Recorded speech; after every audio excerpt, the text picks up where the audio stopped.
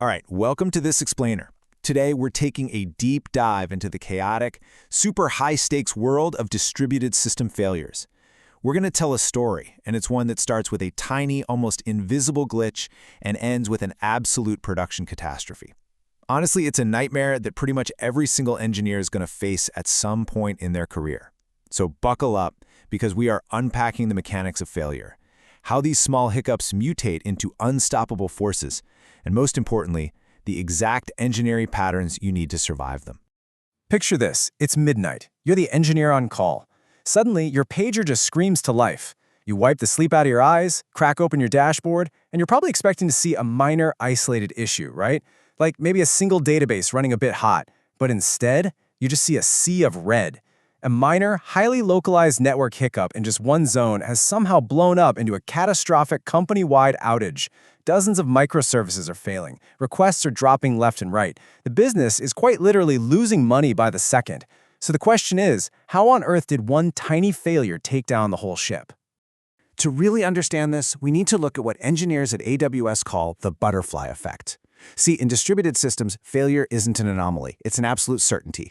Network cables get sliced by rogue backhoes, hardware slowly degrades, switches drop packets, and unpredictable garbage collection pauses will just freeze your applications when you least expect it. Because these interactions between services are practically guaranteed to fail eventually, functioning despite the presence of failures absolutely must be your normal mode of operation. But if a system isn't designed for this harsh reality, a localized failure doesn't stay localized. It flaps its wings, and a literal hurricane rips right through your architecture. Let's dive a little deeper and look at the formal term for our midnight disaster, a cascading failure. A cascading failure is essentially a chain reaction. It happens when one struggling component forces its workload or its unmitigated traffic onto another component, totally overwhelming it. That one fails, spills over to the next and the next. It's like setting up a line of dominoes, but instead of just neatly falling over, each domino violently explodes and takes out 3 more with it. Section 1. Anatomy of a retry storm. The clone army that destroys databases. Let's walk through the mathematical horror of this process step by step.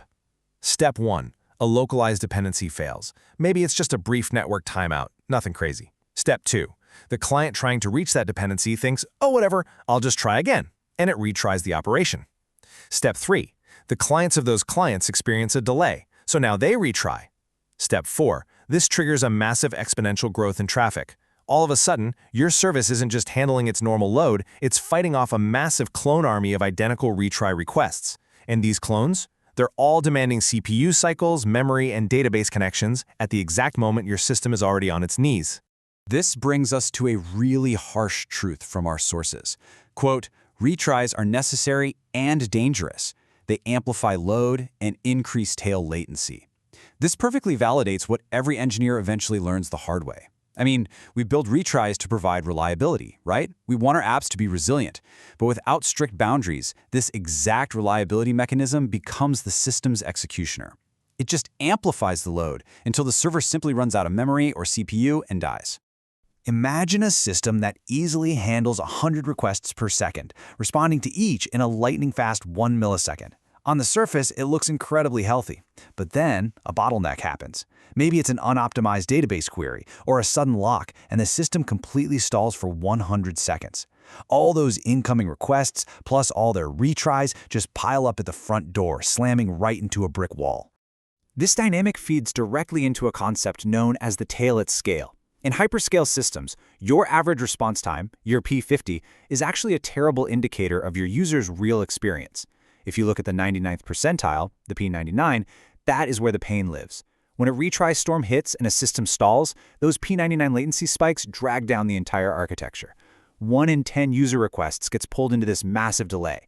And because microservices are so heavily interconnected, that delay propagates upstream, causing this massive cascading timeout waterfall. As one of our sources so perfectly summarizes, queuing is where latency goes to grow quietly. Man, that hits the nail on the head. When your system gets overwhelmed, requests just sit in a queue waiting for their turn. If that queue is unbounded and you have absolutely no back pressure telling the producers to slow down, latency just stretches out to infinity. Users are staring at endless loading spinners, clients keep mashing the refresh button sending even more retries, and your microservice architecture quietly breaks under the invisible weight of the queue. Section 2. Breaking the circuit, stopping the bleeding. Okay, so the absolute crucial takeaway here is that failing fast is far, far better than letting a system choke to death. Enter the circuit breaker pattern. Without a circuit breaker, a struggling server will just stubbornly keep accepting connections until it totally runs out of memory and crashes hard. But think about the electrical panel in your house. If a service detects that a downstream dependency is failing or timing out at a crazy high rate, the circuit trips. Instead of sending more traffic and retries into a burning building, the circuit breaker instantly rejects new requests and returns an error immediately. This gives the overloaded dependency the precious breathing room it desperately needs to recover, instead of just being stomped into the ground by endless retries. But look, when we do retry, we have to be smart about it. Contrast these two approaches. Dangerous, naive retries are completely unbounded. They hit the server at a constant rate, and they are totally blind to system load. This is exactly how you create a retry storm. By contrast, the absolute gold standard is jittered exponential backoff. You put a hard bound on the number of retries, you exponentially increase the wait time between each attempt, and you add jitter, basically randomized delays. Jitter ensures that 1,000 failing clients don't all decide to retry at the exact same millisecond, preventing a massive coordinated wave of traffic from taking down your server. Section 3. Safe retries and back pressure. Idempotency is non-negotiable. That brings us to idempotency. Mathematically, it means f of x equals f of x. But in plain English, it just means an operation produces the exact same result whether you run it once or 1,000 times. This is what makes retries entirely safe. Think about apps like Uber or Stripe. When you hit Pay Now and your network hiccups, your phone retries the request. Without idempotency, you'd get charged twice, which is obviously a total customer service nightmare. To solve this, clients generate a unique UUID, an idempotency key, for that specific transaction. If the service sees that exact same key come through again, it says, ah, right, I already processed this, and simply returns the cached success response. Idempotency literally transforms a super unreliable network into a safe, reliable abstraction. All right, let's distill all of this down into some rapid-fire, highly practical advice that you can literally take back to your desk today to stabilize your systems. Number 1, instrument end-to-end P99 latency. Make it your headline metric, not your average. Number 2, put strict deadlines on your requests so your downstream calls don't just sit there waiting forever.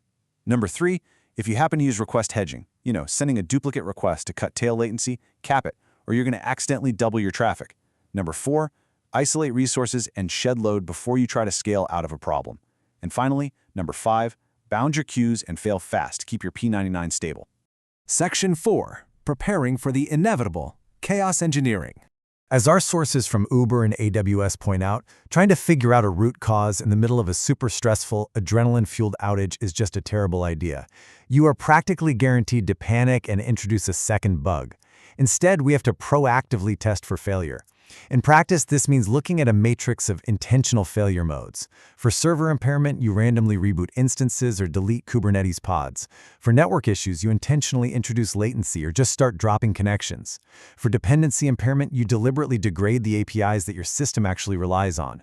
By running these chaos experiments in a controlled environment, you force your circuit breakers to trip, you validate your retry logic, and you actually prove that a failure in one tier won't cascade and take down the rest of the business.